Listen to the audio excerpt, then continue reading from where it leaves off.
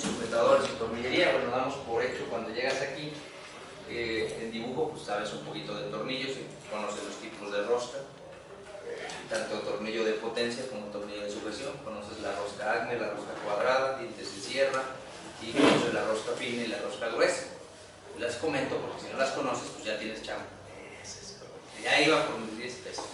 Pero bueno, si tú ves del lado izquierdo que aparece ahí, son sujetadores semipermanentes de la tornillería y están haciendo un análisis de esfuerzos que nosotros más adelante haremos con afán de poder verificar el comportamiento de las hélices o de las roscas o de las aristas. Obviamente que en la tornillería hay de muchos tipos y la parte en la que se centra más el programa es el que tú entiendas cuánto va a soportar cada una de estas hélices o de estos filetes, y la otra, por qué se deja este espacio liso para los elementos de unión, para que puedas comprender el concepto este de precarga que viene en tu programa, ¿no? Entonces, bueno, lo primero que aparece es que repasemos las fuerzas, la torsión, el concepto de rigidez y el concepto de resistencia. Y como segundo apartado, un poquito más adelante, conozcamos esa precarga de la que yo hablé. Y bueno, no dejar de lado que cuando tú seleccionas un tornillo va de la mano con la selección de la tuerca. De hecho, el programa a veces se queda corto, en mi humilde opinión faltan las arandelas, las roldanas, sobre todo las de seguridad, pero también tienen su chiste calcularlas, ¿no? Porque la precarga no nada más la da la tuerca y el perno, o el tornillo, la parte lisa, sino también la da el hecho de que le pones una roldana que genera una acción de muelle. Pero bueno, si da tiempo, pues veo algo de roldanas Belville, de las más comunes. Entonces ahí nos habla de los tipos de métodos de unión que vamos a ver, características de roscas que repasaremos muy brevemente y lo que en realidad nos interesa, un análisis elástico y los diseños. ¿Cómo le llaman o cómo conocemos el concepto de diseño? Para no confundir, cuando hablas de tornillería, diseño es saber la carga del perno o tornillo, saber cuando dice tracción se refiere a la tensión inicial y debe ser conocida. Si no la conoces, pues estás a ciegas seleccionando tornillos nomás al azar. Después, saber la tracción desconocida cuando supones el ensamble y tú haces la predicción y tiene que ser sujeto a un prototipado. Y por último, bueno, cuando la carga tú sabes que está fluctuando. Entonces son los casos más comunes que te vas a hallar. El ideal pues es cuando a ti te dicen ya la carga, ¿no?, del perno. Que ese cuando lo ves, bueno, cuando la máquina o el ensamble ya la hizo alguien y ya viene en el manual. Te dice, la precarga es de tanto, en lineal, o te dice la precarga en torque, el torque es de tanto. Entonces eso es lo más sencillo. Lo complicado es cuando no te la da y a ver, propóngala y después sométalo a prueba a ver si es cierto que funciona. Bueno, eso es lo que dice la teoría. Un breve resumen, no me gusta dictar mucho, nomás recordando lo que ya sabes, lo que está en negrita sobre todo. Nos habla de las ventajas de utilizar tornillería, creo que para nosotros son muy obvios. Bueno, si lo haces bien, quitas y pones la tuerca, la roldana y el tornillo. ¿Por qué digo si lo haces bien? Si está bien diseñado, si está bien estructurado, la vida útil está calculada para una n cantidad de repeticiones. Si es vida infinita, pues más de 1.000.000 de veces que lo cambies. Si se considera vida antes del finito, pues debería de ser menos de 1.000.000 de veces. Si está mal generado el análisis, pues muy seguramente se capará, se doblará, fallará la rosca, que es muy común que lo veas en los diseños, que ya se trasroscó, que ya se ve desgastada la cuerda, o sea, no fue bien diseñada. Entonces no es cierto eso que dice ahí, tienes que quitar y volver a poner otros nuevos, porque el diseño no es óptimo, ¿no? Y la segunda parte, bueno, desventaja que tiene el tornillo, no todo es bueno, pues es el cálculo, ¿no? El cálculo del ensamble no está tan sencillo. De hecho, hacerlo en el solver es igual de complicado que fabricarlo, que fabricar los tornillos. Depende del método del proceso de fabricación que has visto, pero vas a ver que no es sencillo tanto ensamblarlo como calcularlo. De hecho, yo les sugiero que no hagas el cálculo de tornillería en los simuladores, en los software tridimensionales, o sea, por elemento finito, solo que sea indispensable, porque visualiza el método dice elemento finito. Entonces va a agarrar la rosca y la va a segmentar en pequeños puntitos. Imagínate cuántos puntitos va a calcular en una rosca de 1 milímetro de altura.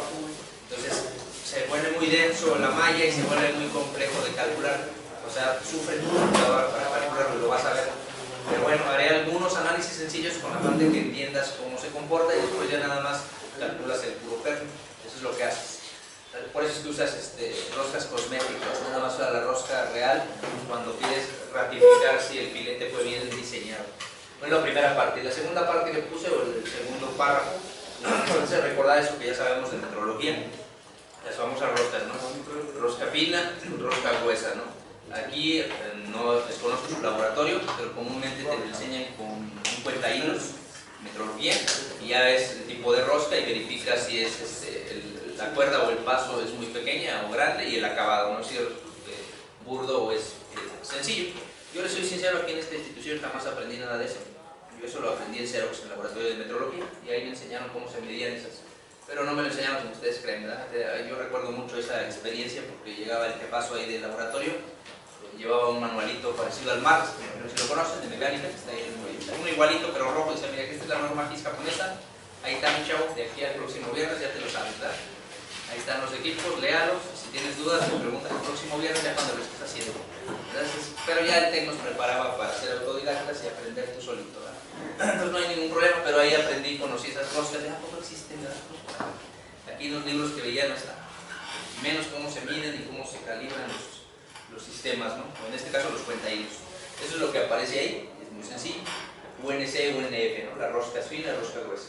Ok, algunas relaciones que vamos a repasar más adelante, no todas, porque sería ver toda la materia en sí, pero bueno, si tú te fijas ahí dice DP, la parte superior, diámetro de paso.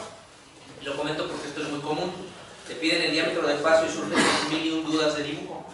Cuando tú tienes tu rosca en el perno y lo dibujas, claro, lo haces muy bonito, tú sabes dibujo, lo haces mejor que yo, obviamente. Y lo que ellos verifican es, bueno, ¿cómo vas a medir tú esa rosca? ¿Cuál va a ser tu diámetro de un lado y del otro, no? Entonces está la inquietud en si medir diámetro exterior, diámetro de raíz, la mitad. En realidad hay un convenio, que aquí se alcanza a ver, que nos dice DR, ¿no? Pues comúnmente es el diámetro que tú tienes de raíz, que le llaman, este de aquí, y tienes el radio, que no, el diámetro, que está midiendo aquí de la mitad, por eso le llama R.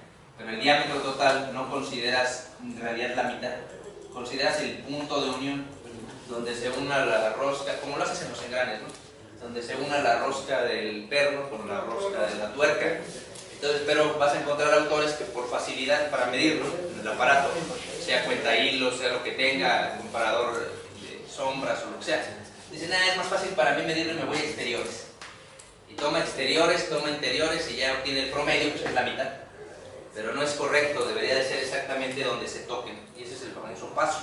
Y bueno, el hermano lo recuerda aquí, dice, bueno, acuérdate que pues, es un promedio más o menos de los valores que tengas en extremos, para que lo tomes en cuenta.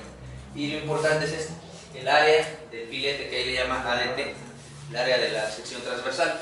Si tú analizas esto, creo que es muy obvio para ti, habiendo llevado mecánica de materiales, que el esfuerzo que ocurre lo soporta la mayoría del perno, o la parte lisa, es decir, todo este cilindro en su sección transversal soporta la energía o almacena la energía, el esfuerzo que sea. Pero ya cuando hablas de que le pongo la tuerca y la tuerca tiende a deslizarse o a rotar más allá de lo que tú calculaste, pues es obvio que esta partecita que sobresale es la que se va a doblar o se va a cizallar. Entonces ahí es donde cobra interés esta sección. Y si tú observas aquí, pues este es el área de un círculo, ¿no? Pi por radio al cuadrado, pi por diámetro al cuadrado entre 4. La diferencia es pues, qué diámetro voy a tomar, el diámetro del perno o el diámetro del perno considerando la hélice o el filete. Ellos están considerando no todo el filete, otra vez consideran de aquí en el máximo y de aquí el mínimo. Entonces están considerando el área de la mayor cantidad de grosor del filete, pero depende del diseñador. Hay ocasiones que tú dices, no me interesa realmente saber lo que ocurre en esta parte, voy a tomar la mitad de aquí, la mitad de aquí, y de aquí hasta acá como si fuera sólido. Pero tú ya sabes en tu cálculo que eso no es cierto, que aquí hay zonas que no tienen material y esa energía no la va a almacenar toda esa área. Recordando que es energía de almacenamiento, ¿no? Y aquí está, pues, acuérdate de eso y cuando te hagas tus cálculos tenlo presente. Igual cuando lo hagas en Solid, pues ten presente dónde está sujeto eso, ¿no? En cuanto al análisis de fuerzas, si tú ves esto, nomás recordando lo que tú ya conoces, dice aquí la fuerza excéntrica que yo tengo va a ser igual a la fuerza inicial en función del número de elementos. ¿Qué quiere decir eso? Bueno, más adelante lo vamos a repasar, pero quiere decir que yo puedo poner un tornillo para sujetar una brida. ¿Se acuerdan de una brida que hicimos? O un plato con 2 barrenos y le pusimos 2 conectores. Quítale los conectores, ponle tornillos, tengo que repartir la fuerza entre 2 barrenos. Entonces por eso aparece aquí que la fuerza se va a repartir entre N y n es el número de elementos, siempre y cuando sea un sistema que sea concéntrico, que sea equidistante, ¿verdad? Para tenerlo en cuenta. ¿Qué más me dice? Bueno, otra formulita básica, las vamos a ir utilizando ya en los problemas, pero bueno, aquí me dice, toma en cuenta esto, hay una fuerza que está en función de dos elementos. Un elemento comúnmente va a ser el perno sólido y el otro elemento va a ser la cuerda fina. Otra característica a tomar en cuenta, esta formulita, la fuerza que ocurre en el perno es igual a la rigidez del perno en función de lo que se estire, este es delta, es deformación, lo que se deforme o se estire el perno o se comprima, ¿no? Entonces lo toma como si fuera un resorte, ¿no? Si lo visualizas ahí, y de ahí te pasas al apartado de ya no voy a ver directamente el perno, voy a ver la cuerda. Es el mismo caso, verifica la rigidez de la rosca, verifica la elasticidad de la rosca y tendrás la fuerza que ocurre en la rosca. Y bueno, si junto todo eso, pues mi fórmula se convierte en esta. Una fuerza total es igual a la fuerza que ocurre en los dos elementos en función de qué tan rígidos son ambos. Eso es interesante porque si yo le pongo aquí una arandela, ya cambia el comportamiento, porque hay un elemento intermedio. Entonces aquí tendría que haber una K adicional, una rigidez adicional de un elastómero, o pasa de 1 a 0, depende del tipo de elemento que le pongan, ¿no?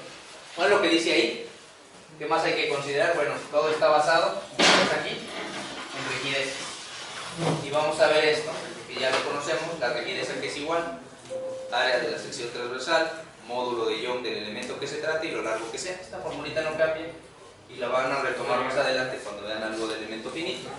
Y te fijas esto, yo lo puedo traducir en una fórmula, esta formulita la vamos a ver más adelante, donde aparece el módulo, que aquí está, y tengo una razón de proporción. Esto que ves aquí es la razón de proporción del ensamble, depende cómo sea el ensamble, ya lo veremos más adelante, pero ya lo ponen como una fórmula para que no batalles, no la tengas que deducir matemáticamente, y esto pues es lo mismo que está arriba. Todo eso que ves pues, es toda una teoría amplia que ya retomaremos nosotros, tomada de los dos libros de referencia que les mostré en la de soldadura, pues es el mismo libro de referencia. ¿Qué más hay que recordar? Yo sé que recuerdan ustedes por ahí un punto 57 que mencioné cuando calculamos soldadura. Bueno, pues hay un equivalente en el elemento de rosca, pero voy a llegar allá hasta acá. Cortante, es lo mismo, ¿no? Esfuerzo es igual a fuerza entre área de corte, BA, área de corte del perno y área de corte del filete, de la hélice, ¿no? Y verificar esto, ¿eh? Depende de la teoría que uses, el esfuerzo de fluencia debe de ser mayor o igual al número de elementos que tengas en razón de proporción al esfuerzo que tengas, eso es obvio, ¿eh? Si se iguala, pues va a aguantar, pero si es mayor, mejor, ¿verdad? Por si tuvieras algún problema en estos datos, que ya lo mencionamos en la clase anterior.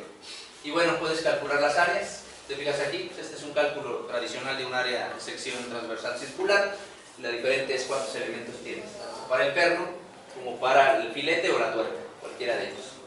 Esto es lo nuevo, más adelante lo voy a retomar, LT, que es la longitud que debe tener la tuerca. A veces no lo tomas en cuenta, no importa, con que le quede, no, sí importa, porque la cantidad de roscas que abrazan de la tuerca al perno definen el esfuerzo que soporta el tornillo. Entonces este se calcula, la longitud de la tuerca, y la vamos a ver, y hay unas tablitas para ello. El valor de las áreas cuando desconozco la tensión inicial o la precarga, pues ya están establecidas en base a un parámetro de rigidez, o sea, ya experimentalmente lo hicieron, y te dicen qué valor debe tener cuando menos, dice menor a 3/4. Cuando es así, usas esta formulita. Cuando es mayor a 3/4, utilizas uno más grande, esta es la formulita. Ya es experimental, de ahí salió este punto 4, y de ahí salió este valor de 6 expresado en función del recíproco de la pulgada. Pues son experimentales esos datos. Cuando tú lo conoces, y por eso lo encerré, que es lo más común, esto es lo interesante. Este sería el esfuerzo real que yo tendría en un material dúctil. No lo considero así, ¿se acuerdan de soldadura? Tengo soldadura, entonces el valor de la resistencia de la soldadura es 30% menos que lo que diga el fabricante. Si se acuerdan, por ahí apareció un punto 3. En las roscas es muy similar.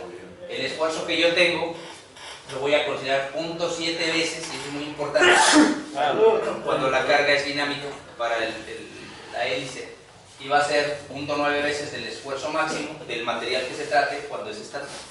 Entonces no lo trabajas al 100%, y ese es un error común. Si tú viste mecánica natural, dices, ok, lo que soporta el acero, eso mismo soporta el tornillo. No. ¿Por qué le bajan este porcentaje? ¿Por qué le bajan aquí el valor del 25 y por qué le bajan aquí el 10%? El efecto que tiene el fenómeno de hacerlo roscado. más allá de la concentración de esfuerzos que tú conoces, y eso ya está calculado experimentalmente.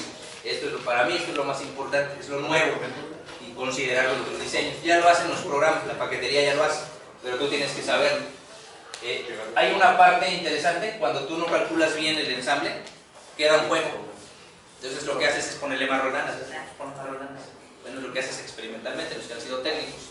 Pero en la realidad, si ese espacio existe, entonces la precarga no se da. La precarga es un concepto que más adelante voy a retomar, pero es muy sencillo. Yo tengo este perno, imagínate que fuera la rosca, ¿no? Le pongo hélice a eso, le pongo filete y le pongo la tuerca. ¿Qué es lo que ocurre? Cuando yo le pongo la tuerca y lo roto, lo que hago es jalar el filete. Cuando que le estoy dando vuelta, lo estoy jalando. ¿Por qué? Porque hay una placa con la que va a estar chocando la tuerca. Y cada que tú le das vuelta, pues lo vas presionando y lo vas jalando. Internamente lo que ocurre es que este pernito se va a estirar o se va a comprimir. ¿Debido a qué? Pues a la misma tuerca, ¿no? Ya en la simulación lo vas a ver más claro. Pero ese concepto de que tú le des vueltas, dale 3 vueltas o torquéalo. 3 vueltas lo que hace es que la hélice se recorra y lo que va a hacer es que este internamente se estire. Si tú no calculaste bien el espacio, aunque le des las vueltas, no se va a estar tensionando esto.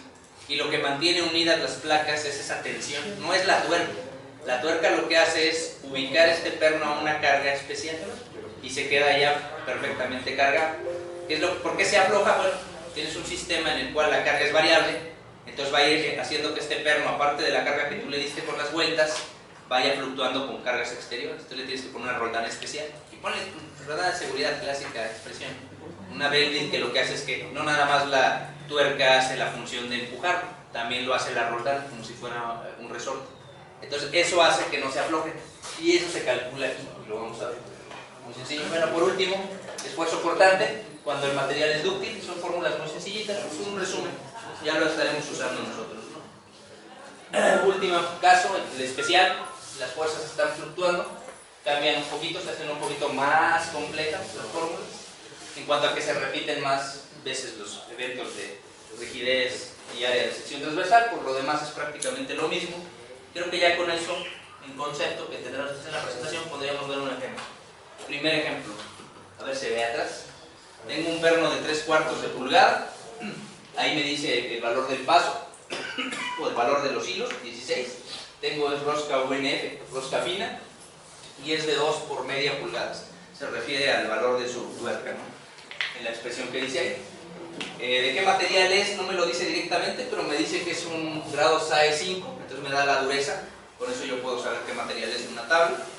Y luego lo que me dice es, lo va a someter a una carga, el perno de 5.000 libras, me parece poquito. De ahí me dice que supone que el perno va a estar tensionado, pues va a estar precargado, ¿qué dice? La tensión inicial, y esa interesante cómo la supo, más adelante veremos ejemplos donde no lo sabemos, pero aquí él dice que ya lo sabe y dice que es de 25.000. Vamos a ver de dónde lo supo. La pregunta es, bueno, la rigidez del perno supuesta es de 6.5 y la rigidez que tiene en el elemento de unión, que debería de ser su tuerca, es de 13.8 unidades. Bueno, aquí está, millones de libras fuerza por cada pulgada, o sea, libras sobre pulgada, ¿no? Esa es la unidad de rigidez, fuerza sobre distancia, ¿no? Como es Newton metro comúnmente en el sistema internacional. La duda es, bueno, si ya está tan caracterizado eso, pues ¿cuál es la duda, no? Pero bueno, los autores dicen, determíname el esfuerzo que soporta ese material. ¿Cuál material? Pues el perno del que está hecho el tornillo y la tuerca de la que se trata, es lo que dice ahí, y compáralos con lo que dice la SAE, o sea, la norma especial para tornillos que nos dice qué tan lejos estamos del umbral de falla. Eso es lo primero. Pero como no es muy común que nos pidan este dato allá afuera, lo más común es que te pidan el torque, dame el torqueo. Dice, bueno, pues calcula el par o la torsión para que se dé esa precarga que está arriba. Pues es sencillo, dime el torque al que hay que poner eso, y dos, dime si ese torque genera la precarga suficiente para no hacer una falla derivado de lo que dice la SAE, la Asociación Americana de Ingeniería, en cuanto a automotriz, ¿no? Esa es la duda o la pregunta que nos hace. Espero que si hay alguna duda, permíteme antes de continuar. ¿Cuáles son las unidades del kit? Miles de libras. Kit, miles de libras.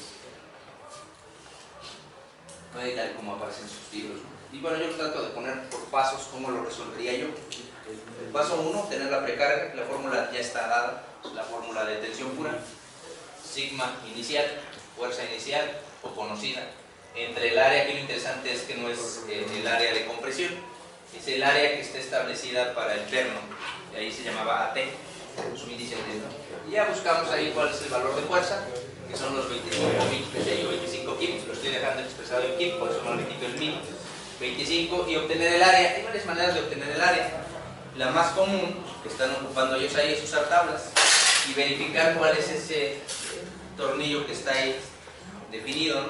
Vamos a ubicar aquí, no me acuerdo si en este puse la tablita, sino para buscarlo, porque es una tabla que debe aparecer por aquí, por eso me estoy adelantando. No me acuerdo si la puse o no, lo doy por hecho, no la conocemos, sino para abrir el librito, porque de ahí sale, no crean que lo inventas. Hay un librito que te dice ya, de acuerdo a la SAE, yo que no lo agregué aquí, sino para abrir, no lo veo en este dato, que nos dé el valor, ¿no? Lo omití, debería de estar aquí en el sistema. A ver si abrí estaba la liga, pero no la puse aquí en esta presentación.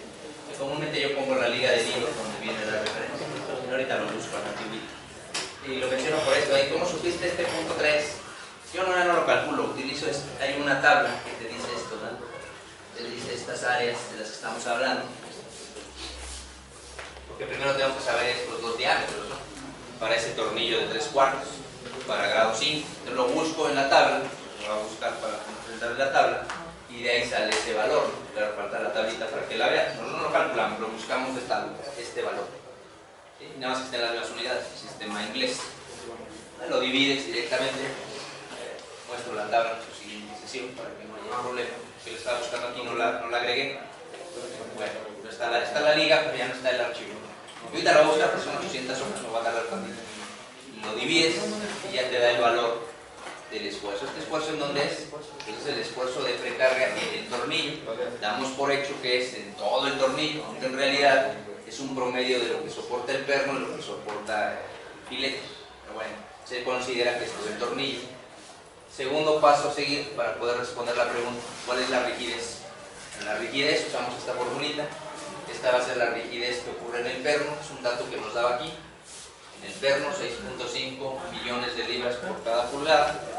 Aparecen estas primeras unidades porque son iguales entre la rigidez del perno y la rigidez que yo voy a tener, que para mí sería el elemento de unión, que forzosamente es ese punto. Aquí está, ese punto.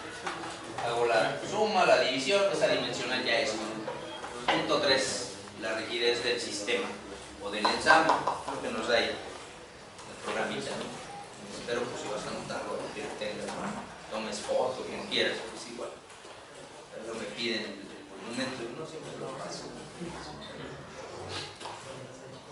No me pagan derechos de autor. Puedes tomar el libro, pues sí está el libro, pero el libro no te explica paso a paso, lo que nos lleva tiempo. Así, entonces, qué bueno que no perdí esta presentación. Pero bueno, lo siguiente es, bueno, saber lo que dice la normativa. Una cosa es el esfuerzo en el perno, otra cosa es la rigidez del sistema. Ahora vamos a ver cuánto está soportando, por eso dice el servicio, lo que está soportando. Esfuerzo en el perno, vamos a usar esta formulita.